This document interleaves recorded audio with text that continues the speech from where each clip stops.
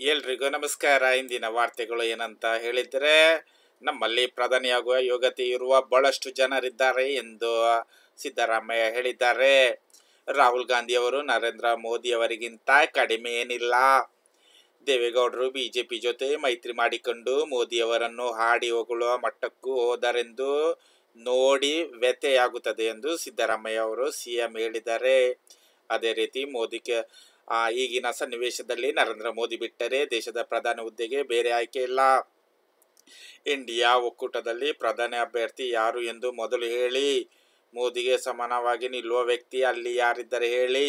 ಗೆದ್ದರೆ ಪ್ರಧಾನಿ ಯಾರಾಗಬೇಕೆಂಬುದನ್ನು ಕುರಿತು ಇಂಡಿಯಾ ಒಕ್ಕೂಟದ ನಾಯಕರಲ್ಲೇ ಗೊಂದಲವಿದೆ ಎಂದು ಮಾಜಿ ಪ್ರಧಾನಿ ಎಚ್.ಡಿ. ದೇವೇಗೌಡ ಅವರು ಹೇಳಿದ್ದಾರೆ. ನಿಮಗೆ ನನ್ನ ವಿಡಿಯೋ ಇಷ್ಟವಾದರೆ ಸಬ್ಸ್ಕ್ರೈಬ್ ಮಾಡಿ, ಲೈಕ್ ಮಾಡಿ, ಕಮೆಂಟ್ ಮಾಡೋದನ್ನು ಮರೆಯಬೇಡಿ.